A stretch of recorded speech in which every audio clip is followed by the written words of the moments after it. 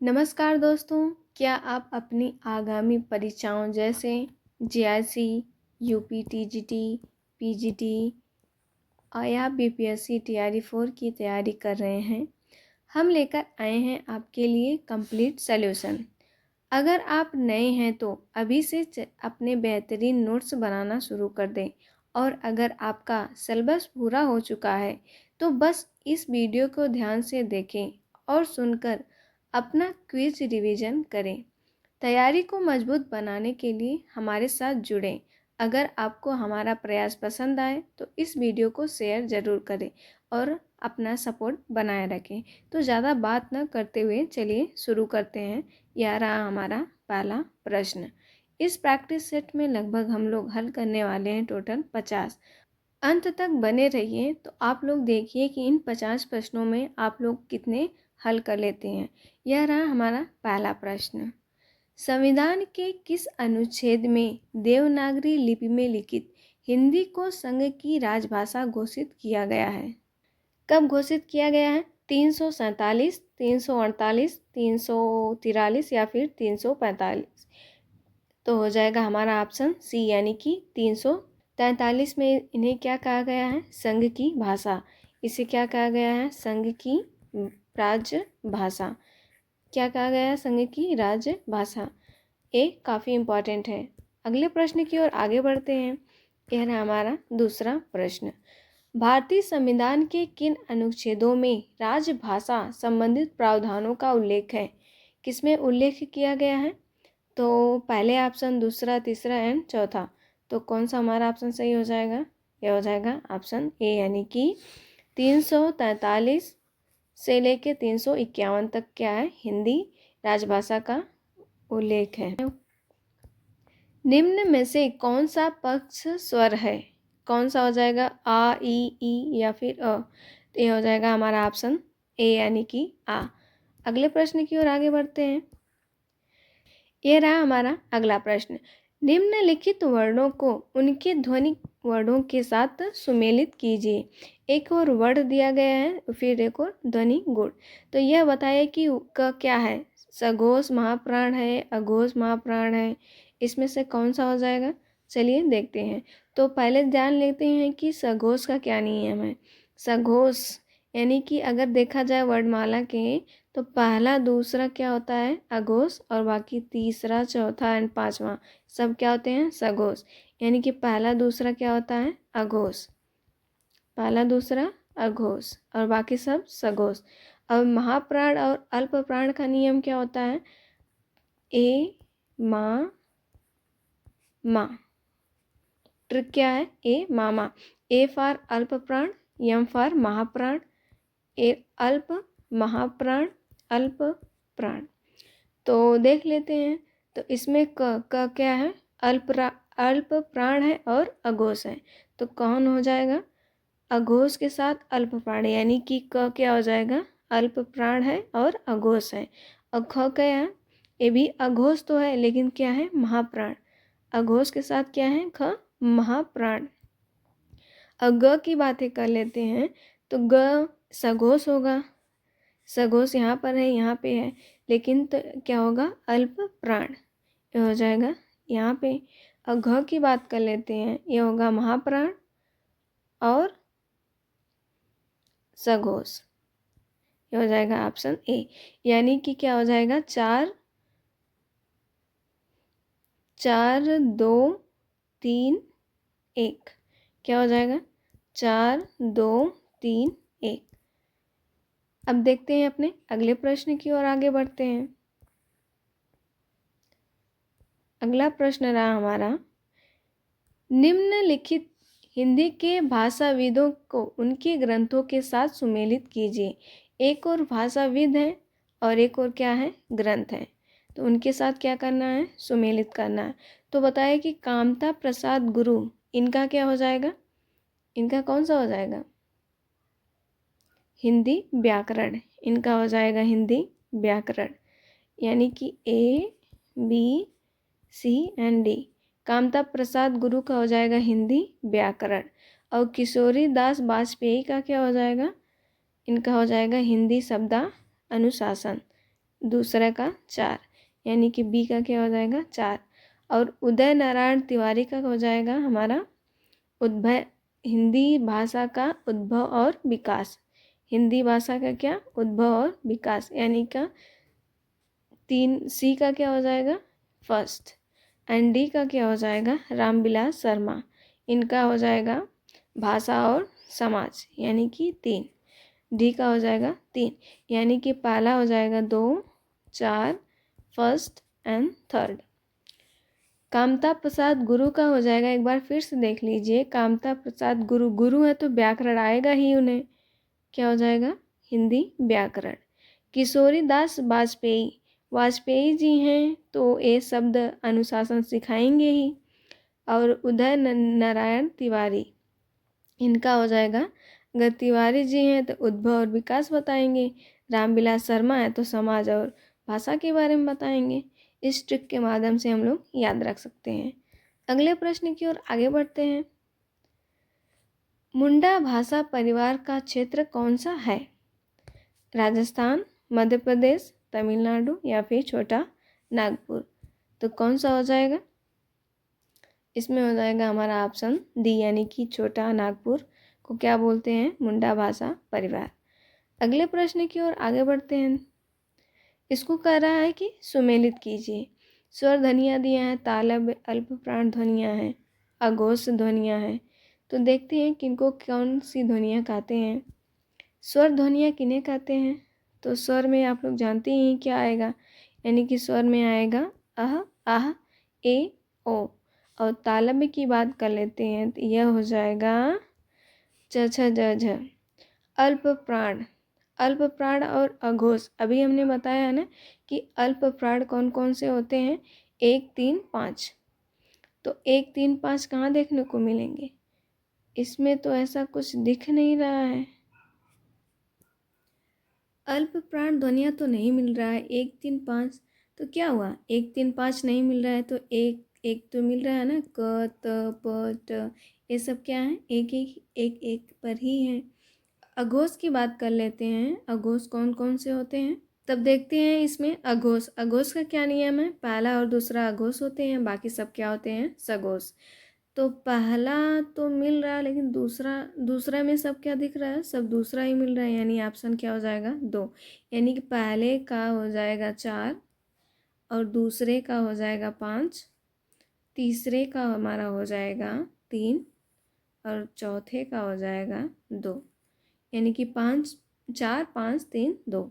अगले प्रश्न की ओर आगे बढ़ते हैं। इसको भी क्या करना है, सुमेलित करना है।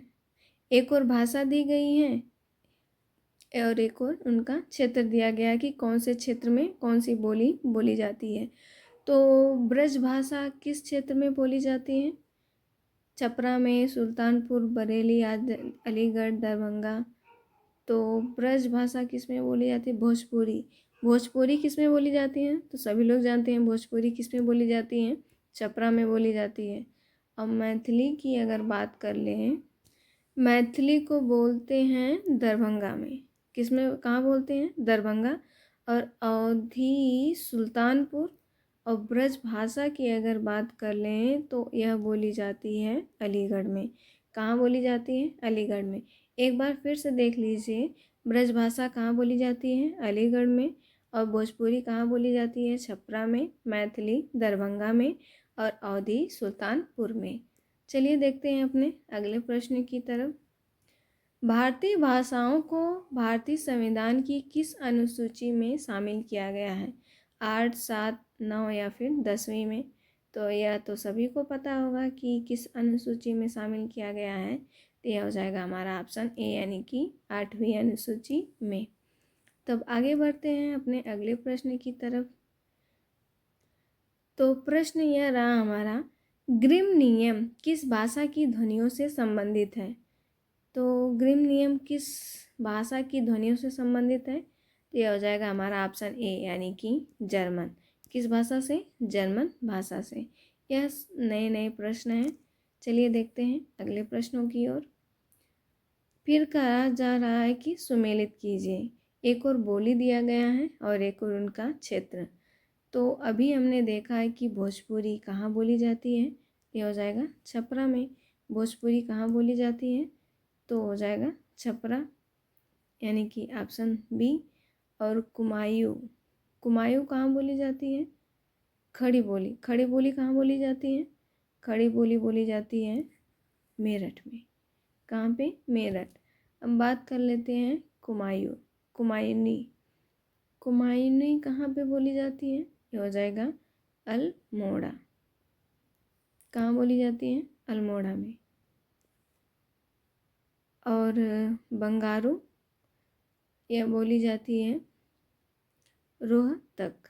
कहाँ बोली जाती है, रोहतक में। चलिए बढ़ते हैं अपने अगले प्रश्नों की तरफ। नागरी लिपि का विकास किस लिपि से हुआ है, खरोष्टी, ब्राह्मी, नागर लिपि या फिर हिब्रू। तो इसमें हो जाएगा हमारा ब्राह्मी। नागरी लिपि का विकास किससे हुआ है, ब्राह्मी लिपि से। यह भी क्या है, इम्पॉर्टेंट है। अगले प्रश्न की ओर आगे बढ़ते हैं। निम्न में से कौन सी बोली उत्तर प्रदेश में नहीं बोली जाती है, कौन सी ऐसी बोली है जो उत्तर प्रदेश में नहीं बोली जाती है, अवधी, खड़ी बोली, मैथिली या फिर ब्रज। तो कौन सी बोली नहीं बोली जाती है, यह हो जाएगा ऑप्शन सी, यानी कि मैथिली क्या है, उत्तर प्रदेश में नहीं बोली जाती है। कौन कौन सी बोली जाती है, अवधी, खड़ी बोली और ब्रज। अगला देखते हैं, अगला प्रश्न क्या है हमारा। पुरानी हिंदी नामकरण किसने किया है, हजारी प्रसाद द्विवेदी, रामचंद्र शुक्ल, इंसान अल्लाह खां, चंद्रधर शर्मा गुलेरी। तो पुरानी हिंदी का नामकरण किसने किया है, ये हो जाएगा हमारा ऑप्शन डी, यानी कि चंद्रधर शर्मा गुलेरी। गुलेरी ने क्या किया है, पुरानी हिंदी कहा है। आगे बढ़ते हैं। हिंदी को राजभाषा के रूप में कब मान्यता मिली, कब मिली थी, ये रहे हमारे ऑप्शंस। इसमें कौन सा हमारा सही हो जाएगा, यह हो जाएगा हमारा ऑप्शन बी, यानी कि 14 सितंबर 1949 को मिली थी। कब मिली थी, 14 सितंबर 1949। 14 सितंबर को कौन सा दिवस मनाया जाता है, राष्ट्रीय हिंदी दिवस। क्या मनाया जाता है, राष्ट्रीय हिंदी दिवस के रूप में मनाया जाता है। अगले प्रश्न की ओर आगे बढ़ते हैं। निम्नलिखित बोलियों को उनके भौगोलिक क्षेत्र के साथ सुमेलित कीजिए। फिर से वही क्वेश्चंस, एक और तरफ बोली दिया गया है, एक तरफ क्षेत्र उनका। तो कौन सी बोली किस क्षेत्र में बोली जाती है, चलिए देखते हैं। अब बात कर लेते हैं इसमें कन्नौजी। कन्नौजी कहाँ बोली जाती है, ये हो जाएगा उत्तर प्रदेश में, यानी कि डी। और गढ़वाली कहाँ बोली जाती है, उत्तराखंड, ये हो जाएगा सी। और बघेली कहाँ बोली जाती है, ये बोली जाती है मध्य प्रदेश में। और हड़ौती बोली जाती है राजस्थान में। चलिए आगे बढ़ते हैं अपने अगले प्रश्न की तरफ। विधि के क्रिया रूपों को उनकी बोली के साथ सुमेलित कीजिए। एक तरफ क्रिया रूप है, एक तरफ बोली। तो करो, करहु, करो, करा, कौन कौन सी बोली है, चलिए देखते हैं। करो की बात कर लें, ये हो जाएगा बंगारू। कौन सा हो जाएगा, बंगारू। करहूँ ये हो जाएगा अवधी। करो ये हो जाएगा ब्रज। और करा ये हो जाएगा भोजपुरी। आगे देखते हैं अगले प्रश्न की ओर। पाणिनि के किस ग्रंथ के द्वारा भाषा को एक रूपता देने का प्रयास किया, कौन सा ऐसा ग्रंथ है जिसको में भाषा को एक रूपता देने का प्रयास किया गया। तो इसमें हो जाएगा हमारा ऑप्शन बी, यानी कि अष्टाध्यायी। कौन सा ग्रंथ है, अष्टाध्यायी। अगले प्रश्न की ओर आगे बढ़ते हैं। शब्द रचना में किसका योगदान नहीं होता है, प्रत्यय का होता है, धातु का होता है, उपसर्ग का होता है, लेकिन पद का नहीं होता है। आगे बढ़ते हैं। हिंदी भाषा का संबंध किससे है, सौरसेनी, अपभ्रंश, पश्चिमी या फिर प्राकृतिक। तो सौरसेनी का हिंदी भाषा का संबंध किससे है, ये हो जाएगा ऑप्शन ए यानी कि शौरसेनी अपभ्रंश से। अगले प्रश्न की ओर आगे बढ़ते हैं। हिंदी क्षेत्र में किस बोली को काशिका कहा गया है? काशिका किसे कहा गया है? बैसलवाड़ा, आरा, भोजपुर, बनारस या फिर मगध? यह हो जाएगा ऑप्शन सी यानी कि बनारस को क्या कहा गया है? बोली का काशिका कहा गया है। ये कुछ नए सवाल से रहे हमारे। चलिए अगले प्रश्न की ओर आगे बढ़ते हैं। आप लोग हमारे चैनल के साथ बने रहिए। कुछ महत्वपूर्ण सवाल हैं और कुछ हमारे लिए नए नए जो काफ़ी हमारे लिए क्या है इम्पोर्टेंट है। साहित्य अपभ्रंश को पुरानी हिंदी किसने कहा था? पुरानी हिंदी किसने कहा था? रामचंद्र शुक्ल, हजारी प्रसाद द्विवेदी, शिव सिंह सेंगर या फिर राहुल संस्कृत्यायन? तो किसने कहा था? ये हो जाएगा ऑप्शन ए यानी कि रामचंद्र शुक्ल ने उन्हें क्या कहा था? पुरानी हिंदी। अगले प्रश्न की ओर आगे बढ़ते हैं। निम्न में से कौन सा भारोपी परिवार की भाषा नहीं है? मराठी, गुजराती, मलयालम या फिर हिंदी? भारोपी परिवार की भाषा नहीं है, यह हो जाएगा मलयालम नहीं है। अगले देखते हैं। संविधान की 8वीं अनुसूची में कौन सी भाषा शामिल नहीं है? कौन सी ऐसी भाषा है जो 8वीं अनुसूची में शामिल नहीं है? यह हो जाएगा हमारा ऑप्शन सी यानी कि भोजपुरी 8वीं में शामिल नहीं है। बोडो शामिल है, मैथिली शामिल है और डोगरी, और भी भाषाएं हैं। चलिए देखते हैं अगले प्रश्न की तरफ। बिहारी उपभाषा वर्ग के अंतर्गत कौन सी बोली नहीं आती है? बिहारी के अंतर्गत कौन सी बोली नहीं आती है? तो इसमें भोजपुरी आती है, मगही आती है, मैथिली आती है, लेकिन बुंदेली नहीं आती है। बुंदेली नहीं आती है। अगले प्रश्न की ओर आगे देखते हैं। खड़ी बोली के लिए सुनीत कुमार चटर्जी किस शब्द का प्रयोग किया था? किस शब्द का किया था? इसमें हो जाएगा ऑप्शन ए यानी कि जनपदी हिंदुस्तानी का प्रयोग किया था। चटर्जी ने खड़ी बोली के लिए किसका प्रयोग किया था? जनपदी हिंदुस्तानी। अगले प्रश्न की ओर आगे बढ़ते हैं। हिंदी वर्णमाला में अंग अह क्या है? अंग और अह क्या है हिंदी वर्णमाला में? यह हो जाएगा ऑप्शन सी यानी कि अयोग वाह। आगे देखते हैं। इसमें भी भाषा और उनके दिया गया है, उनको क्या करना है? सुमेलित करना है। तो दक्कनी, कोसली, ब्रजबुली, सांध्य भाषा। तो देखते हैं इनको साथ कौन कौन सा हो जाएगा। दक्कनी की अगर बात कर लें, दक्कनी के प्रवक्ता कौन है? कुतुब शाह। क्या हो जाएंगे? कुतुब शाह। और कोसली की अगर बात कर लेते हैं तो ये हो जाएंगे दामोदर पंडित। ब्रजबुली की बात कर लेते हैं तो शंकर देव अवतरे। सांध्य भाषा की सरहपाद। चलिए आगे बढ़ते हैं अगले प्रश्न पर। अपभ्रंश की उत्तरकालीन व्यवस्था का क्या नाम है? पाली, प्राकृतिक, संस्कृत या फिर अवहट? इसमें हो जाएगा हमारा ऑप्शन डी यानी कि अवहट। क्या है? अवहट। अगला देखते हैं 31। अपभ्रंश में कुल कितने स्वर थे? 8, 12, 10, 9। तो हो जाएगा 8। कितने स्वर थे? 8 स्वर। मगही किस हिंदी प्रदेश की बोली है? मगही किस हिंदी प्रदेश की बोली है? तो एक यहाँ की हो जाएगी बिहार की।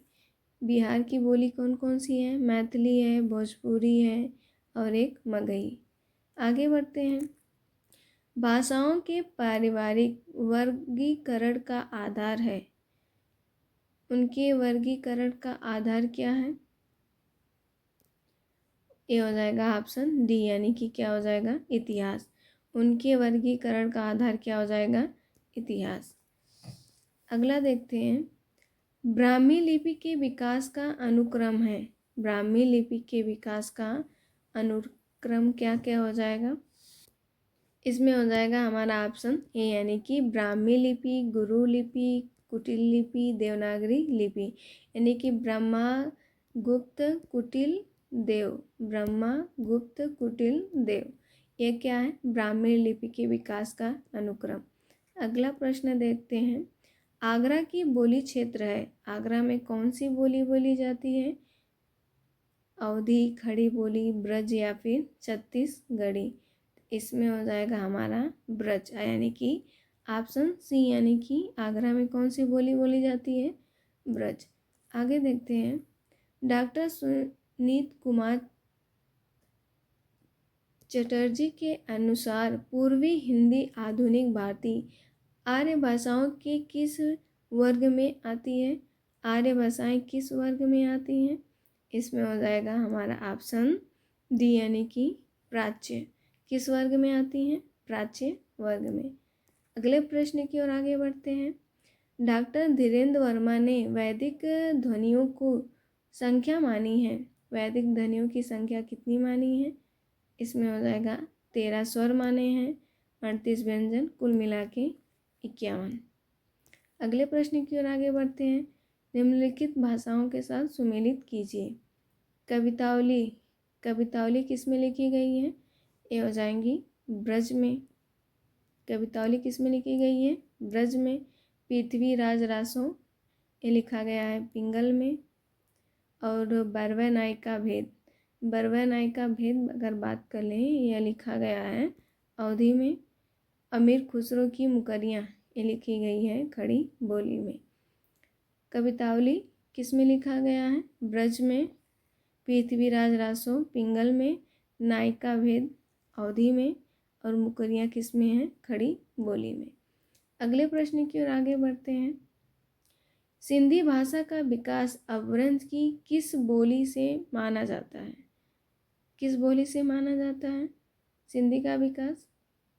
ये हो जाएगा हमारा ऑप्शन ब्राह्मण। किससे माना जाता है? किससे माना जाता है? ब्राह्मण से माना जाता है। सिंधी भाषा का विकास किस अपभ्रंश से माना जाता है? ब्राह्मण अपभ्रंश से। अगले प्रश्न की ओर आगे बढ़ते हैं। निम्नलिखित कौन सी भारतीय भाषा संविधान की 8वीं अनुसूची में नहीं है? कौन सी भाषा नहीं है? अभी हमने प्रश्न देखा कौन सी भाषा नहीं है। यह हो जाएगा हमारा भोजपुरी, यानी कि ऑप्शन डी, यानी कि भोजपुरी शामिल नहीं है। अगला प्रश्न देखते हैं। निम्न में से कौन सी भाषा, शायद रिपीट हो गया है, अब आगे बढ़ते हैं। निम्न में से किस शब्द में उपसर्ग नहीं है? अपमान में उपसर्ग है, अपराध में अप है, और अगर अपराध में अगर देखा जाए तो इसमें ऑप्शन बी हो जाएगा। कहाँ? अपराध में क्या है? उपसर्ग नहीं है। अगले प्रश्न की ओर आगे देखते हैं। निम्न में से किसको संविधान की 8वीं अनुसूची में शामिल नहीं किया गया है? किसको 8वीं अनुसूची में शामिल नहीं किया गया है? इसमें हो जाएगा हमारा ऑप्शन सी, यानी कि ब्रज भाषा को शामिल नहीं किया गया है। 8वीं अनुसूची में ब्रज भाषा को शामिल नहीं किया गया है। डोगरी भी है, मैथिली भी है, और असमिया भी। आगे देखते हैं। भारोपी परिवार की भाषा नहीं है। भारोपी परिवार की भाषा नहीं है।